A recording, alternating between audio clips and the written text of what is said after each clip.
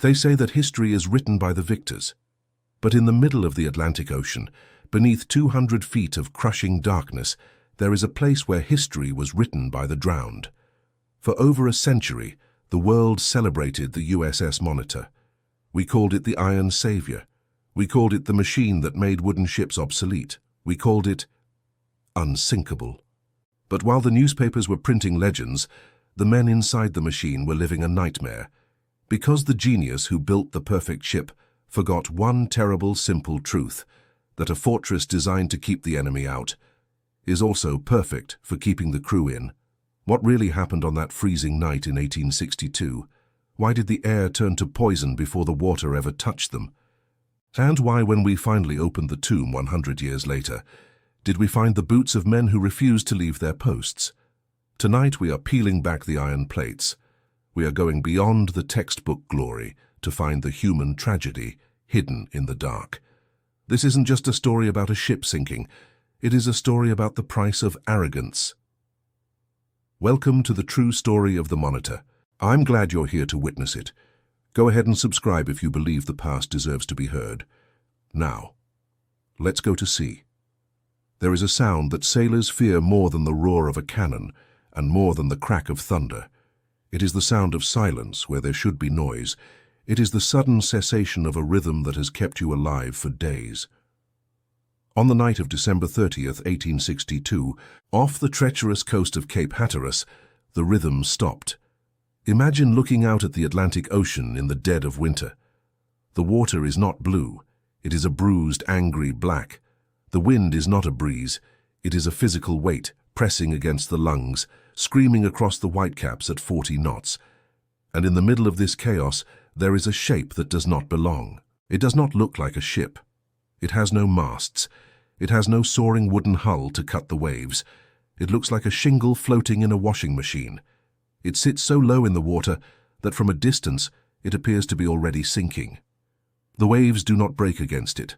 They roll completely over it, burying it under tons of freezing salt water every 30 seconds. Inside this iron shell, the world is upside down. There is no horizon to orient the mind. There is only the dim, flickering light of swinging lanterns and the smell of oil, sweat, and fear. The floor tilts violently, 20 degrees to port, then 30 degrees to starboard, throwing men against rivets that are cold enough to burn the skin. But the true terror isn't the water outside. It is the air inside. Deep in the belly of the machine, the engines, the heart of this iron beast, are gasping. They need air to burn coal. The men need air to breathe. But the storm has turned the ocean into a suffocating blanket. The waves are smashing over the intake pipes, choking the ship. The blowers stop. The draft fails. The fires in the boilers begin to die, turning from a roaring orange to a smoky, sullen red. And as the fires die, the pumps stop. This is the moment the calculation changes. For months the world had marveled at this vessel. They called it the Yankee Cheese Box. They called it the Iron Savior. They called it the future of naval warfare. But in the dark, cold stomach of the USS Monitor, the 63 men on board realized something the newspapers never printed. They are not inside a ship. They are inside a tomb that hasn't been sealed yet. The water rises in the bilge. The pressure builds in the ears. And the realization dawns, slow and terrifying. The very iron walls designed to keep the enemy cannonballs out are now keeping the crew in. There is no wood to chop for a raft. There is no deck to stand on. There is only the iron, the cold, and the sea waiting to reclaim what was never meant to float. To understand how these men ended up trapping themselves in an iron coffin, we cannot start with the storm. We cannot even start with the war. We must start with a man who looked at the ocean and saw not a force of nature to be respected, but a physics problem to be solved. A man who hated the past, despised the naval establishment, and believed with a dangerous, fanatical certainty that he could build a machine that was immune to death. His name was John Ericsson, and long before the Monitor took its first breath, he had already decided that the rules of the sea did not apply to him. John Ericsson was not a man who inspired warmth. He was a creature of geometry and steam. Born in the harsh winters of Sweden, he had come to America with a mind that worked like a piston, relentless, powerful, and utterly devoid of sentiment. By the late 1850s, Ericsson was living in New York, surrounded by drafts and prototypes. He was a genius, certainly. He had invented the screw propeller that revolutionized navigation. He had designed engines that defied convention. But in the halls of the United States Navy, his name was spoken with a mixture of mockery and suspicion. There was a shadow over him. Years earlier, he had designed a revolutionary gun for a warship called the USS Princeton. During a demonstration for dignitaries, the gun exploded. It killed the Secretary of State and the Secretary of the Navy. It narrowly missed killing President John Tyler. Though Ericsson claimed it wasn't his fault, that the gun had been altered by another, the Navy blamed him. They froze him out.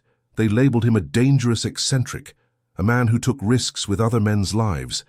This rejection did not make Ericsson humble. It made him hard. It calcified his arrogance into a diamond-hard grudge.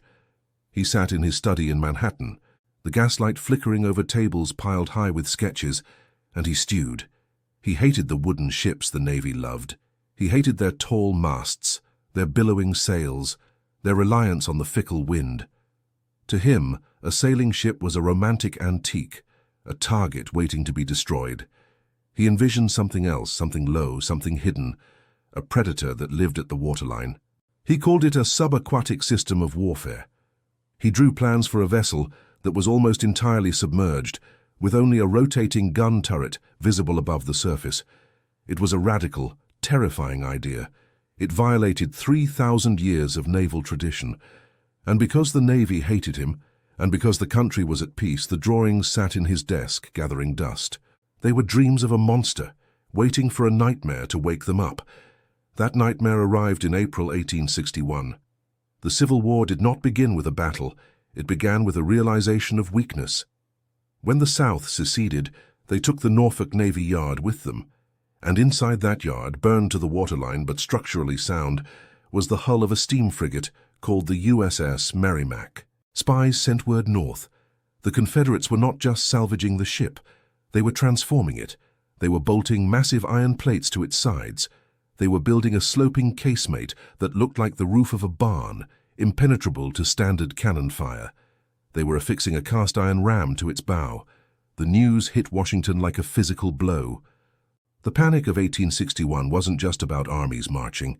It was about the sudden obsolescence of the entire Union fleet. The United States Navy was the pride of the nation, a fleet of majestic wooden frigates. And suddenly, the horrifying math became clear. One ironclad ship could sail into a harbor and destroy 100 wooden ships without taking a scratch. If the Confederate ironclad, soon to be christened the CSS Virginia, broke the blockade, it could shell Washington. It could shell New York. It could end the war in an afternoon. Panic is a powerful lubricant for bureaucracy. The slow-moving wheels of the Navy Department suddenly began to spin sparks. They needed an answer. They needed a shield. And they needed it yesterday. A frantic board was assembled. They put out a call for designs. Iron-plated steam batteries, they called them. They wanted safe, conventional designs. They wanted floating forts. But they also knew they didn't have time for conventional construction. Building a standard warship took years. They had months, perhaps weeks, enter the eccentric. A mutual friend convinced John Ericsson to send his dusty plans to Washington. Ericsson refused. He remembered the insults. He remembered the Princeton. But his ego was the one lever that could move him. He was told that the Navy needed him, that only his genius could solve the problem. He went to Washington. He walked into the office of the Navy Board, a room full of gold braid and skepticism. He unrolled his drawings. The room went silent.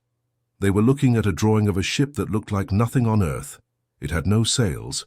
It had a flat deck that sat only 18 inches above the water. In the center was a round tin can, a revolving turret housing 2 massive guns. "Is this a laundry raft?" one officer reportedly sneered. "It is a shingle," said another. "It will sink the moment it touches the sea." Ericsson stood before them, his voice booming. He didn't speak of nautical tradition. He spoke of physics. He explained that a small target is hard to hit. He explained that a round turret would deflect cannonballs. He explained that by keeping the ship submerged, he was using the water itself as armor. President Lincoln, observing the proceedings, looked at the strange cardboard model Ericsson had brought. He held it up, turned it over and reportedly smiled. "All I can say," Lincoln drawled, "is what the girl said when she put her foot into the stocking. It strikes me there's something in it." Desperation won out over caution. The Navy Board gave Ericsson a contract, but it was a contract born of fear, not faith. It contained a clause that was unheard of. If the ship failed, if it didn't work exactly as promised, Ericsson would have to refund the government every single cent. And then came the timeline. The Confederates had a head start. The Merrimack was almost finished. Ericsson promised he could build his impossible machine in 100 days. 100 days to reinvent naval warfare. 100 days to forge tons of iron. 100 days to prove that a metal box could float. The contract was signed. The clock started, and the tragedy of the USS Monitor began, not with a mistake, but with a rush. The design phase was a blur of gaslight and coffee. Ericsson barely slept. He drew detailed schematics for parts that had never existed before. He designed a new kind of anchor that could be deployed from inside the ship, so no sailor would have to go out onto the exposed deck. He designed flush toilets that used pumps to force waste out into the sea. A luxury, he thought, but also a necessity in a sealed can. But in the frenzy of creation, in the pure adrenaline of solving mechanical puzzles, certain things were overlooked, or rather, they were deprioritized. The ship was designed for the rivers. It was designed for the calm waters of the Hampton Roads harbor, where it would duel the Merrimack. It was a harbor defense battery. It was not designed to travel the open ocean. Look at the blueprints with the eyes of a sailor, not an engineer. The deck is flat, there are no railings, it is slick iron. The freeboard, the distance from the water to the deck, is 18 inches. That is the length of a man's forearm. To breathe, the ship relied on 2 tall iron pipes, stacks, that stuck up from the deck. These brought air down to the blowers, but they were only a few feet high. If the waves rose higher than a man's head, where would the water go? It would go down the pipes, down into the ship. Ericsson knew this. He was a master of hydrostatics, but he reasoned that the ship would be coastal. It would hug the shore. It would wait for good weather. He was solving the problem of the enemy cannonball. He was assuming the ocean would cooperate. It was the classic error of the brilliant mind, assuming that nature would respect the elegance of the design. Construction began in October 1861 at the Continental Iron Works in Greenpoint, Brooklyn. It was a scene from Dante. The timeline was so tight that work continued 24 hours a day, 7 days a week. Picture the scene. It is a harsh autumn, turning into a bitter winter. The foundry is a cavern of shadows and blinding sparks. The air is thick with coal dust and the acrid smell of hot metal. Hundreds of men swarm over the skeleton of the ship, like ants on a carcass. These were not sailors. They were boilermakers, blacksmiths, machinists. They were immigrants from Ireland, Germany, Scandinavia.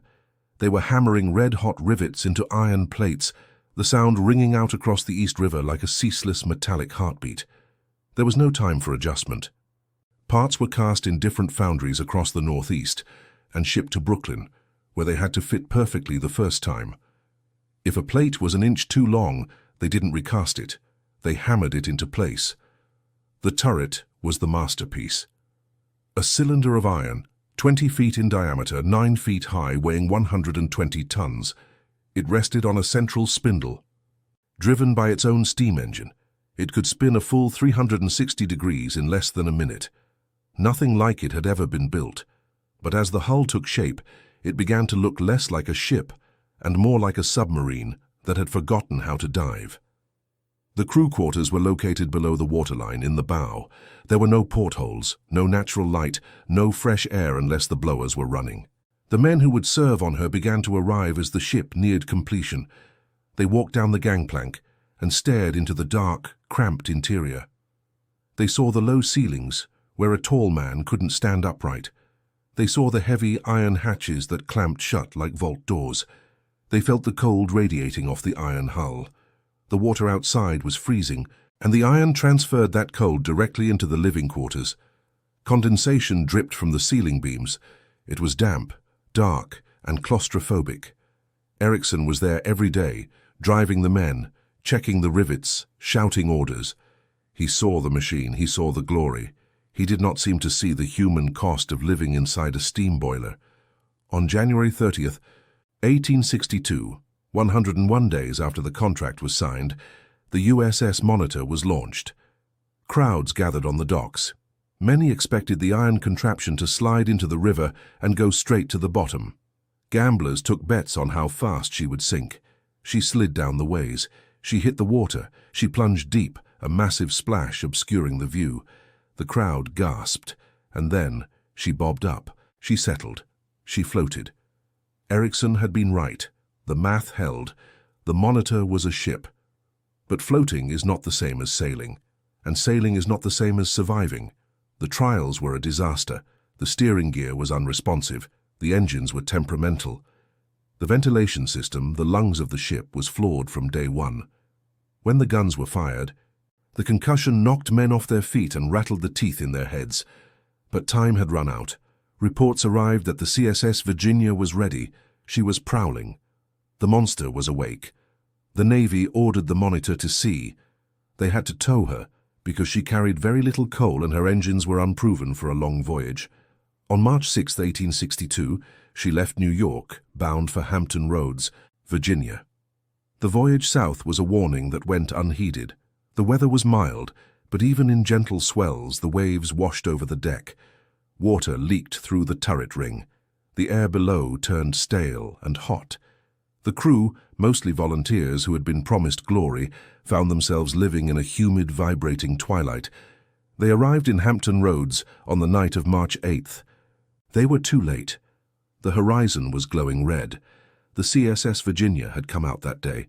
She had decimated the wooden Union fleet. The USS Cumberland was sunk. The USS Congress was burning. The water was choked with wreckage and dying men. The Virginia had retired for the night, planning to finish the destruction in the morning. The Monitor slipped into the harbor by the light of the burning ships, a David arriving to find Goliath standing over the corpses of his brothers. The next morning, the Battle of Hampton Roads changed history. We know the story. The ironclad duel, the cannonballs bouncing off the armor like pebbles, the tactical stalemate that was a strategic victory for the North. The Monitor did exactly what Ericsson promised. She was invulnerable. She took hit after hit. The crew inside the turret, deafened by the roar, choking on gunpowder smoke, spun their iron house and fired back. When the battle ended, the CSS Virginia retreated. The wooden fleet was saved. The panic in Washington evaporated. Overnight, the iron Coffin became the darling of the nation. It was the victor. The crew were heroes. Ericsson was vindicated. The newspapers printed engravings of the battle, showing the gallant little ship defying the monster. But in the celebration, the reality was lost. The victory masked the flaw. The battle had been fought in a harbor, in calm water. The Monitor had proven she could stop a cannonball. She had not proven she could survive the ocean. In the months that followed, the Monitor became a celebrity. She was visited by Lincoln. She was toured by admirals.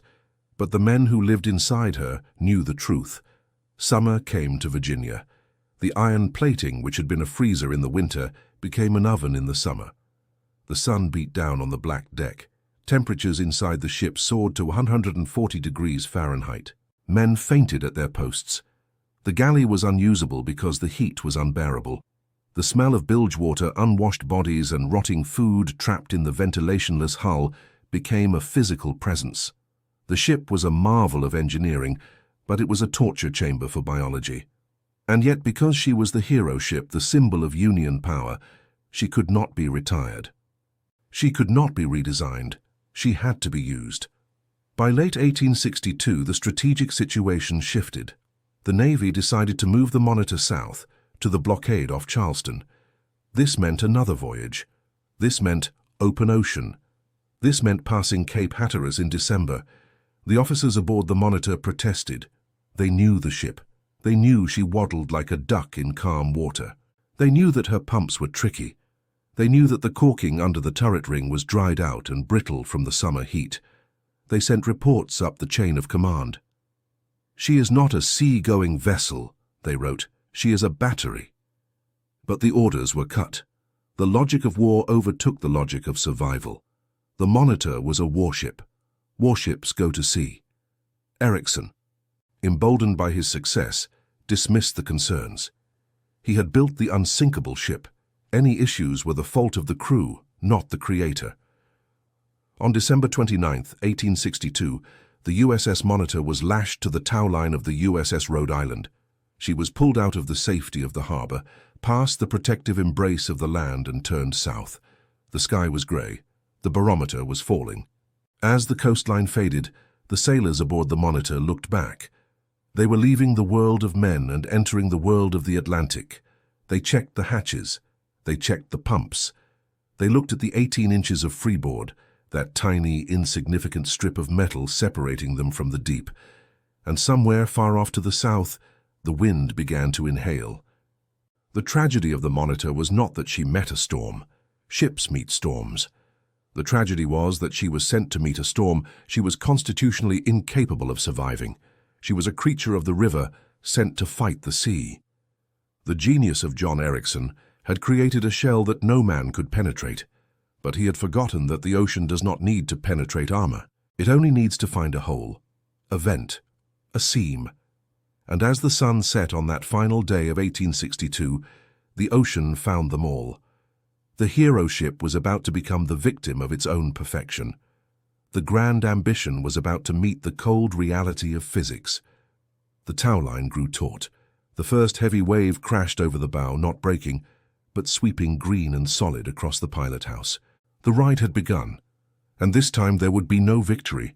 There would only be the water, the dark, and the terrible silence of the iron tomb.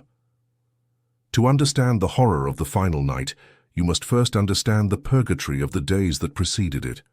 For the 63 men living inside the USS Monitor, the concept of day and night had become theoretical. In the wooden navy, the navy of their fathers and grandfathers, time was measured by the sun, the moon, and the stars. A sailor lived on deck. He knew the wind by the feel of it on his cheek. He knew the weather by the color of the horizon. But inside the Monitor, the sun did not exist. The ship was designed like a submerged bunker. The crew quarters were located forward of the engines, deep below the waterline. To get there, you climbed down a ladder into a dimly lit tunnel. The walls were iron, the ceiling was iron, the floor was iron. And because the ship sat so low in the water, the temperature of the Atlantic Ocean dictated the temperature of the room. In the winter, the iron hull sucked the heat out of the air faster than the stoves could replace it. Condensation formed on the rivets, dripping cold, rusty water onto the men's hammocks as they slept. It was like living inside a sweating metal pipe buried in a frozen cellar. But in the summer, or when the engines were running hard, the dynamic reversed.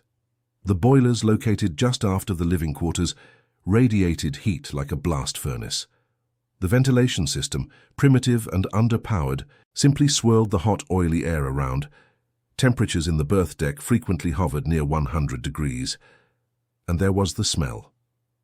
A wooden ship breathes. It smells of tar, salt, and seasoned oak. The Monitor smelled of the Industrial Revolution. It smelled of coal dust, which coated every surface and filled every lung.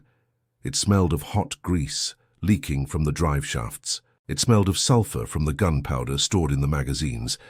And unavoidably, it smelled of men. 63 men crammed into a space the size of a modern subway car, with limited washing facilities and toilets that were notorious for backfiring if the valves weren't operated in a precise, complex sequence. This was life in the iron lung. It was a sensory deprivation tank. There were no windows to open, no portholes to crack. If you wanted to see the sky, you had to climb up through the turret, a dangerous journey that was often forbidden when the ship was underway. So the men lived by the rhythm of the machine. They ate by the light of oil lamps that burned blue in the oxygen-starved air. They slept to the thrum of the steam engines, a constant, rhythmic pounding that vibrated through their spines. They were a new breed of sailor, the invisible crew. History remembers the officers. It remembers Lieutenant John Warden, the hero of the first battle. It remembers Commander John Bankhead, the man in charge on the final night. But the soul of the Monitor resided in the coal heavers, the firemen, the machinists, and the ordinary seamen who volunteered for this experiment. Who were they? They were the children of the New World. They were Irish immigrants who had fled famine to shovel coal in a Brooklyn furnace. They were Swedish mechanics who understood the language of valves better than the language of English. They were farm boys from Ohio who had never seen the ocean before signing up to die in a metal box. They wrote letters home that reveal a quiet, gnawing anxiety. They didn't write about glory. They wrote about the damp. They wrote about the headaches, the constant throbbing headaches caused by the buildup of carbon dioxide in the stagnant air. They nicknamed the ship the Raft, the Bathtub, and with dark humor, the Iron Coffin. They knew with the intuition of men who work with their hands that something was wrong with this ship. They could feel it in the way she moved. A normal ship rolls with the waves. It yields to the sea. The Monitor was too heavy, too stiff. When a wave hit her, she didn't ride over it. She smashed through it, or rather, it smashed through her. The shock would shudder through the entire frame, knocking coffee cups off tables and rattling teeth. They knew they were serving on a prototype. They knew that John Ericsson, the genius inventor, had never intended for men to live aboard her for months at a time. She was a weapon, pure and simple. The comfort of the biological components, the crew, was an afterthought, but the Navy needed them. The war was raging, and so the invisible crew did their duty. They scrubbed the iron floors, they polished the brass gauges, they fought the nausea and the claustrophobia, and they trusted that the engineers knew what they were doing. That trust was misplaced, because the engineers, for all their brilliance, had made a gamble with the air itself. The respiratory system of the USS Monitor was its Achilles heel, and like the mythological hero, the weakness was small, specific, and fatal. To power the ship, the boilers needed massive amounts of oxygen to feed the fires. To keep the crew alive, fresh air had to be pumped into the living quarters. Ericsson's solution was a forced draft ventilation system. 2 steam-powered engines drove massive leather belts, which spun 2 centrifugal blowers. These blowers sucked air down through tall iron pipes, the intake vents, and pushed it through the ship. It was an elegant system for a factory. It was a suicidal system for a low freeboard ship in the Atlantic Ocean. The intake vents stood on the deck. They were essentially open pipes. They rose about 6 feet into the air. In a harbor or on a river, this was plenty of clearance. But on the open ocean, waves frequently rise higher than 6 feet. Ericsson knew this. His solution was to rely on the positive pressure of the blowers to keep the water out, or to trust that the water would simply drain away before it caused damage. But there was a terrifying sequence of events, a kill chain built into this design. If water entered the vents, it didn't just make the floor wet. It poured directly onto the drive belts that spun the blowers. Wet leather slips. If the belts slipped, the blowers would lose power. If the blowers lost power, the draft to the furnaces would die. If the draft died, the fires in the boilers would be smothered. If the fires died, the steam pressure would drop to 0. And if the steam pressure dropped, the main engines would stop. The propeller would stop. And, most critically, the steam-powered pumps, the only thing keeping the ship from flooding, would stop. It was a domino effect. A splash of water in the wrong pipe could turn the USS Monitor from a warship into a drifting iron weight in a matter of minutes. The crew knew this. The engineers knew this. They looked at the vents, sitting there on the low deck like open mouths waiting for a drink, and they worried. But in the fall of 1862, one man's voice drowned out all the others. John Ericsson had become a cult of one. The success of the Monitor at Hampton Roads had transformed him from a pariah into a prophet. He was the Nelson of the Hudson. He was the man who saved the Union. In his office in New York, surrounded by admirers and sketches for new, bigger ironclads, Ericsson became impervious to criticism. When officers from the Monitor wrote reports suggesting improvements, railings, better hatches, taller stacks, Ericsson took it personally. He viewed every critique as an attack on his genius. He argued that the ship was perfect as built. He argued that the crew simply didn't know how to operate her. He argued that taller stacks would make the ship a larger target for enemy gunners. His logic was impeccable for a battle. It was catastrophic for a voyage. The Navy, terrified of losing their star inventor, acquiesced. They treated Ericsson's blueprints as sacred texts. No major modifications were made to the ventilation system. No taller pipes were installed. The ship that was about to head into the most dangerous waters on the American coast remained in its heart a riverboat. It is a tragedy as old as Icarus. The creator falls in love with the creation and forgets the sun. Ericsson believed his math could tame the Atlantic. He believed his iron plates could intimidate the wind. He was wrong. December came. The order to move south was issued. The Monitor was to join the blockading squadron off Charleston, South Carolina. The crew received the news with a mixture of excitement and dread. Excitement, because it meant leaving the stagnant backwater of Hampton Roads. Dread, because it meant traversing the graveyard of the Atlantic in the middle of winter. On the afternoon of December 29, 1862, the operation began. The Monitor could not make the voyage alone. She carried only enough coal for a few days of steaming, and her engines were not reliable enough for a long haul. She had to be towed. The USS Rhode Island, a powerful wooden paddle-wheel steamer, was chosen for the task. She was a traditional ship, high-sided, stable, reliable. She was the mother duck. The Monitor was the strange, ugly duckling lashed behind her. Two massive hawsers, ropes thick as a man's thigh, were connected between the ships. The Monitor's crew battened down the hatches. They packed oakum, tarred hemp fiber, into the crevices around the turret base to make it watertight. They caulked the sight slits in the pilot house. They greased the gaskets on the deck hatches. They were sealing themselves in. As they passed Cape Henry and entered the open ocean, the weather was deceptively calm. The sun broke through the clouds. The sea was a gentle rolling blue.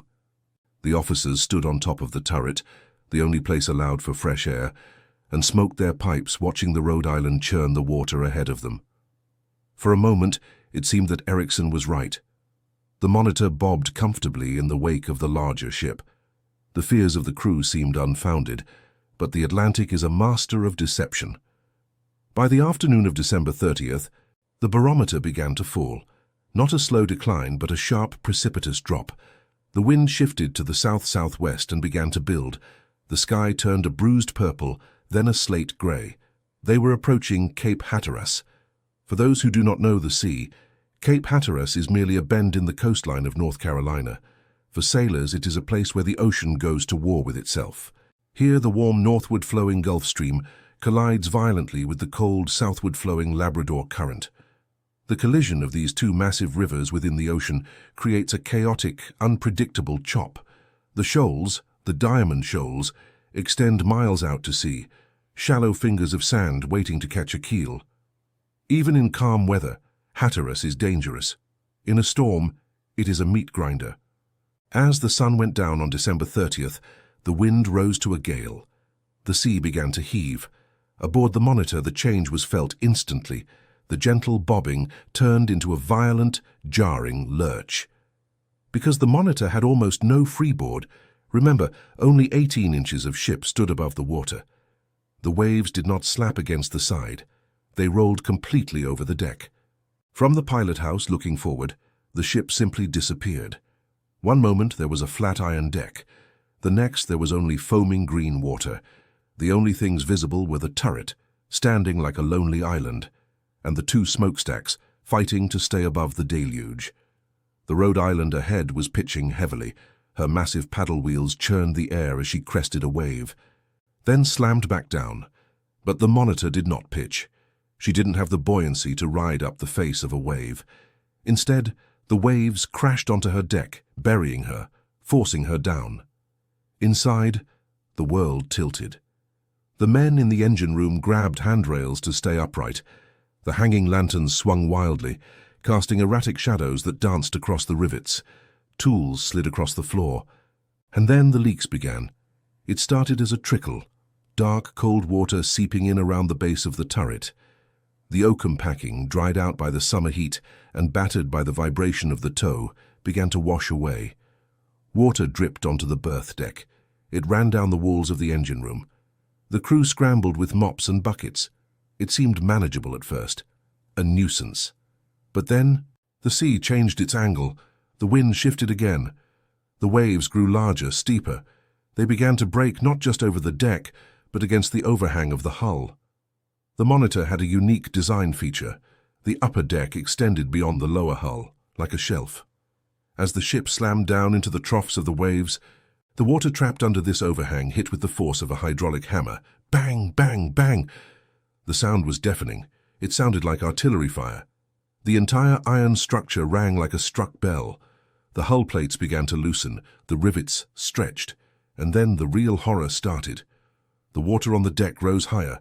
It swirled around the base of the pilot house. It surged against the ventilation stacks.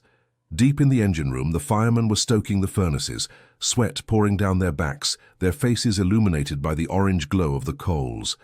They were fighting to keep the steam pressure up. They needed the pumps. Suddenly, a spray of salt water hissed onto the hot metal of the boilers. Steam erupted. The men looked up. Water was coming down the intake pipes, the blowers. The massive leather belts that drove the fans were getting wet. They began to squeal, a high-pitched shriek that cut through the roar of the storm. Squeal, slip, catch, squeal. The fans slowed. The draft wavered. The fires in the furnaces dimmed for a second, then flared, then dimmed again. The chief engineer, Isaac Newton, shouted orders. Get the auxiliary pumps running. Keep those belts dry. But you cannot dry a belt when the ocean is pouring through the ceiling. The pumps, the massive centrifugal pumps designed to empty the bilge, relied on the steam engines. If the fires died, the pumps died. And the water was rising in the bilge. 6 inches, 8 inches. It was black, oily, freezing water. It sloshed around the ankles of the coal heavers. It touched the ash pits of the boilers, creating choking clouds of steam. Captain Bankhead in the pilot house peered through the narrow iron slit. He could see the lantern on the stern of the Rhode Island, bobbing wildly in the darkness. He grabbed the speaking tube that connected him to the engine room. "How is the water?" he shouted. The voice that came back was tight with controlled panic.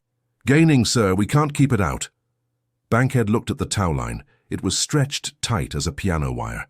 The monitor was being dragged through the storm, not sailing through it. She was being pulled under.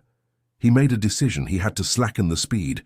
He signaled the Rhode Island to stop, but as the monitor lost forward momentum, she lost her stability. She fell into the trough of the waves. She began to roll, left, right, left, right. The water inside the ship rushed to the low side, adding its weight to the roll. The coal in the bunkers shifted, and the blowers began to fail. The squealing of the belt stopped.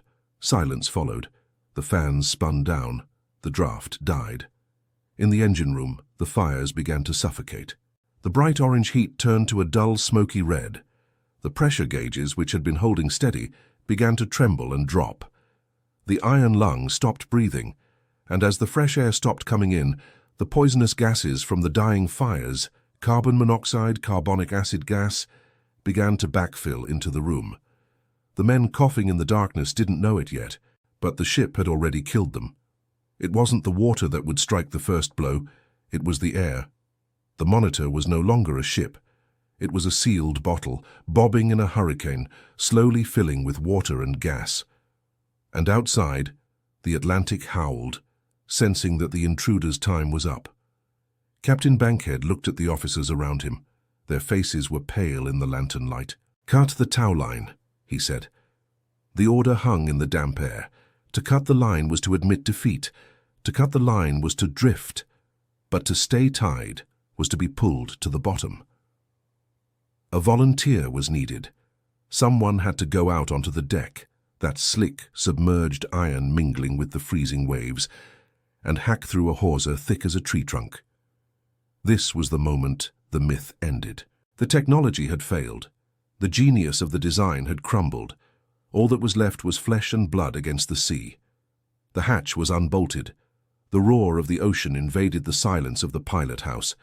A man stepped out into the dark, and the monitor, freed from her tether, turned broadside to the waves and began to die. The tow line was gone. The connection to the world of the living was severed. The USS Monitor was now alone. She wallowed in the trough of the waves, a dark, heavy shape drifting in a chaotic sea. Without the pull of the Rhode Island to keep her bow straight, she turned broadside to the weather. This is the worst position for any ship, but for the Monitor it was a death sentence. The waves were no longer rolling over the bow. They were smashing directly against the side of the hull, rolling the ship violently. The overhang, that armored shelf that protected the hull, acted like a giant paddle, catching the water and snapping the ship back and forth with a violence that threw men across the deck. But the immediate killer was not the water. It was the chemistry. Down in the engine room, a silent, invisible change was taking place. The blowers had failed. The fresh air had stopped coming in, but the fires in the furnaces were still smouldering, struggling to burn wet coal in a choked atmosphere. When coal burns without enough oxygen, it does not produce carbon dioxide, it produces carbon monoxide. It is colorless, it is odorless, and it is deadly. The engineers and firemen, standing in water up to their knees, began to feel a strange sensation. It wasn't just the fear of drowning, it was a heaviness in the limbs, a fog in the brain. They shouted orders to one another, but the words came out slurred. "More steam!" one would yell, but his hands would fumble with the shovel. "Check the valves!" another would say, but he would stare at the gauge, unable to comprehend the numbers. It looked like drunkenness. Men staggered. They laughed inappropriately. They sat down on the wet iron walkways, too tired to stand, too confused to care that the water was rising around their waists. This was the poison air. Sims Green, the third assistant engineer, tried to rally his men. He knew the pumps were the only thing keeping them afloat, but the pumps needed steam, and steam needed fire, and fire needed air. Green watched as his men collapsed. They weren't drowning. They were falling asleep in the middle of a hurricane. He tried to drag them toward the ladder, toward the hatch, but his own strength was failing. The gas was in his blood. The room spun. The roaring of the ocean outside sounded distant, like a memory. He managed to stumble up the ladder to the berth deck, gasping for air that wasn't there. He found other men leaning against the bulkheads, pale and gasping. The ship wasn't just sinking, it was suffocating them before the water could finish the job. In the pilot house, Commander Bankhead felt the ship growing heavy. The controls were sluggish. The vibration of the engines, the heartbeat of the monitor, was fading. He looked at the pressure gauges. They were bottoming out. The pumps were dying. The water in the bilge was now hitting the ash pans of the boilers. A hissing cloud of steam filled the lower decks, mixing with the poison gas. It was a hellish sauna, hot, wet, toxic, and dark. Bankhead knew the end had arrived. There was no saving the ship. The only question now was whether he could save the men. He gave the order that no captain ever wants to give. Burn the red flare. It was the signal agreed upon with the Rhode Island. Red means we are sinking. Red means send boats. But giving the order and executing it were two different things. To abandon ship, the men had to leave the safety of the iron hull and step out onto the deck, a deck that was effectively underwater. The turret was the only exit. Imagine the journey. You are a coal heaver. You are half poisoned by carbon monoxide. You are soaked to the bone. You have to climb a narrow ladder in the dark, through the spinning, nauseating motion of the ship. You squeeze through the hatch in the floor of the turret, and then you are inside the great iron drum.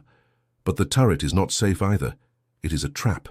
The sea is smashing against it, sending sprays of freezing water through the gun ports. The noise is deafening, the clang of water on iron, the screech of wind. And to get out, you have to climb down the outside of the turret onto the flat deck. The deck of the Monitor was now a washing machine. The waves were sweeping completely over it, 4 or 5 feet deep. There were no railings. There was nothing to hold on to except the smooth, wet iron. The Rhode Island had seen the red flare. To their credit, the sailors of the tow ship were heroes. They didn't turn away. They launched their lifeboats into the gale. It was a suicide mission. Small wooden boats in a winter storm, trying to approach a wallowing iron monster that could crush them in an instant. The boats drew near. The oarsmen fought the waves, trying to keep from being smashed against the Monitor's sharp armored overhang. "Jump!" they screamed into the wind. "Jump now!" On the deck of the Monitor, it was pandemonium. Men hesitated. To jump meant leaping into the black, freezing water and hoping a wooden boat was there to catch you. If you missed, the heavy iron hull would come down on top of you, or the propeller would cut you, or the sea would simply swallow you. Some men froze. They clung to the base of the turret, their fingers digging into the metal, paralyzed by the terror of the open water. Others were too weak to make the jump. The poison gas had done its work. They stumbled on the slick deck and were swept away by the waves, vanishing into the darkness without a sound. Commander Bankhead stood on the deck, holding a rope, shouting at his men. "Go, go!" He watched as his executive officer, Lieutenant Green, the man who had fought the guns at Hampton Roads, struggled to help the wounded into the boats. He watched as the ship's surgeon, Dr. Weeks, refused to leave until the sick were evacuated. But the ocean has no mercy for heroism. A massive wave caught one of the rescue boats. It lifted it up and smashed it against the side of the Monitor. Wood splintered, men screamed, the boat capsized, dumping rescuers and rescued alike into the freezing churn. Bankhead saw heads bobbing in the water for a moment, then disappearing. Time was running out.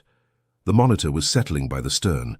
The bow was rising up, pointing toward the sky like a tombstone. Bankhead made a final check. He shouted into the turret hatch, "Is there anyone left? Come up now." There was no answer, only the sound of water rushing into the ship below.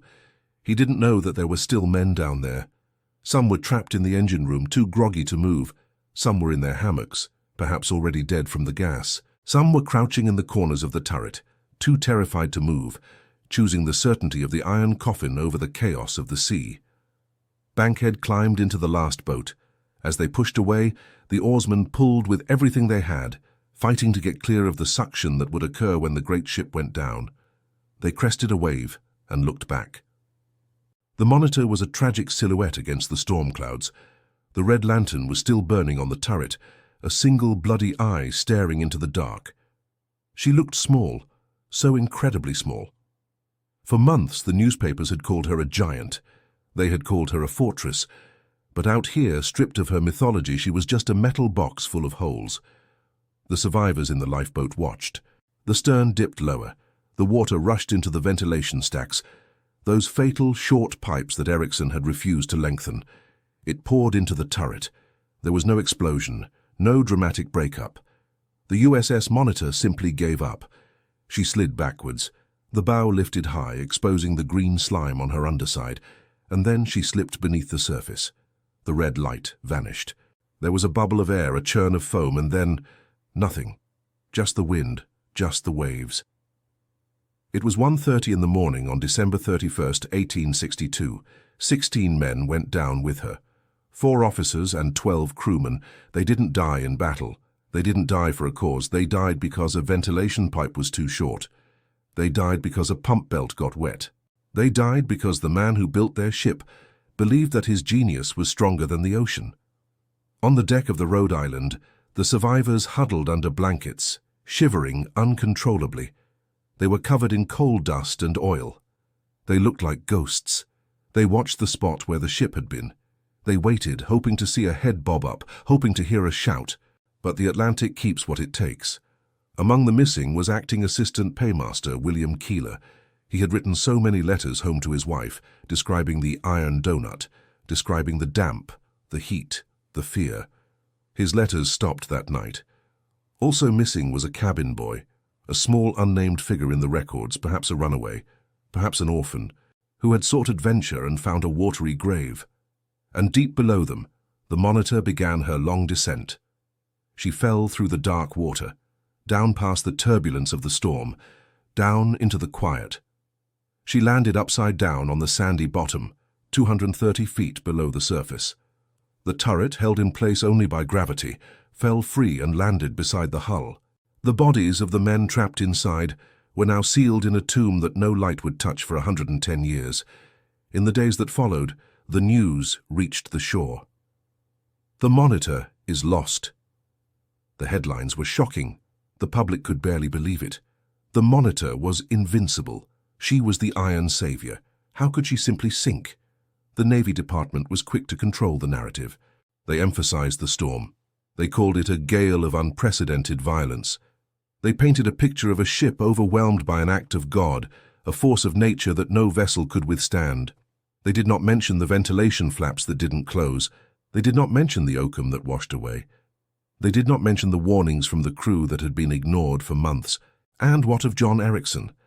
The man who had birthed the machine sat in his study in New York. When the news was brought to him, he did not weep. He did not rage. He defended his design. "The Monitor," he wrote, "proved herself the best seaboat of her displacement in the world." He blamed the crew. He suggested that if the pumps had been managed correctly, if the engineers had been more skilled, the ship would have survived. He claimed that the storm was a freak event, an anomaly that invalidated the test. He never admitted that the design was flawed. He never admitted that he had been warned. To Ericsson, the Monitor was a concept, a proof of physics. The fact that 16 men had suffocated and drowned inside it was a detail, a regrettable detail, but a detail nonetheless. He was already working on the next design, the Passaic class, bigger, stronger, and the Navy let him. There was no court-martial for Ericsson. There was no public inquiry that pinned the blame on the design bureau. The Union needed ironclads. They needed the myth of the Monitor more than they needed the truth about why she sank. The survivors were scattered to other ships. They took their trauma with them. They carried the memory of the poison air and the freezing water, but they spoke of it only in hushed tones in the mess halls. The war moved on. The wooden ships were replaced by iron ones. The turrets became standard. The Monitor madness continued, with dozens of similar ships being built, all modeled on the flawed original. And the original lay in the sand, silent. The salt water began its slow work on the iron. The wood of the interior rotted away. The uniforms of the dead disintegrated, but the bones remained, and the legend remained. The story of the Monitor became a story of victory. The Battle of Hampton Roads was taught in every school. The cheese box on a raft became an icon of American ingenuity. The drowning was a footnote, a sad ending to a glorious story. But the ocean remembers what history forgets. For over a century, the Monitor waited. She waited in the darkness off Cape Hatteras, guarding her dead. She waited for the technology of man to catch up with the arrogance of her creator. She waited for us to come back and look inside, and when we finally did, when we finally shone a light into that iron tomb, we didn't just find metal, we found the truth. We found that the story of the Monitor is not just about a battle between ships. It is a battle between human ambition and human fragility. It is a story about what happens when we build machines that are too strong for the world they live in and too cold for the men who have to live inside them. The grand ambition had risen, the reality had peaked, the crisis had fallen. Now only the echoes remained. The war ended, the century turned, the world changed. Ships made of steel crossed the oceans with ease. Submarines prowled the depths. Men walked on the moon. But off the coast of North Carolina, in the crushing dark, the Monitor slept. Until 1973. When a team of scientists looking for jagged shapes on a sonar screen saw something that didn't look like a rock. It looked like a chess piece. A round, flat object with a crescent moon shape beside it. They had found the grave. And the final act of the story was about to begin. The act where we stop listening to the legend and start listening to the dead. Because inside that turret buried in the silt, a pair of boots was still waiting. And inside those boots were the bones of a man who had never left his post. He had a story to tell, and it was time finally to hear it. The ocean floor is a museum without a curator. It is a place where history is preserved not in glass cases, but in silt, darkness, and crushing pressure. For 111 years, the USS Monitor lay in this museum, visited only by the creatures of the deep. The currents of the Atlantic swept over her upside-down hull, slowly burying the iron plates in sand. The salt ate at the rivets. The wood of the deck rotted away, leaving only the metal skeleton. But the turret, that magnificent defiant drum of iron, survived. When the ship flipped over during her descent, the turret had fallen free. It landed upside down, half buried in the sediment, looking like a discarded tin can tossed into a vacant lot. It was here, in 1973, that the silence was broken. A team from Duke University, towing a sonar sled through the gloom, saw the signature. It was distinctive, geometric, artificial. When the cameras finally drifted over the site, the grainy black and white images confirmed the impossible. The legend was real. The Monitor was no longer a story. It was a place, but finding the ship was only the beginning. It was what lay inside that haunted the researchers. Over the next 3 decades, the site became a holy grail for marine archaeologists. It was designated as the United States' first national marine sanctuary. A perimeter was drawn on the map. It was a protective circle around a grave. But the ocean is a cruel custodian. By the 1990s, it became clear that the Monitor was dying a second death. The hull was collapsing. The engine room was disintegrating. If nothing was done, the ship would simply dissolve into a stain of rust on the ocean floor. A bold, almost arrogant plan was hatched. If we could not save the whole ship, we would save its heart. We would recover the turret. It was an engineering challenge that rivaled the construction of the ship itself.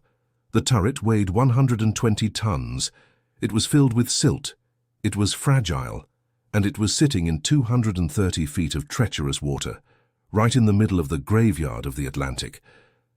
In the summer of 2002, a massive barge named the Wotan anchored over the site.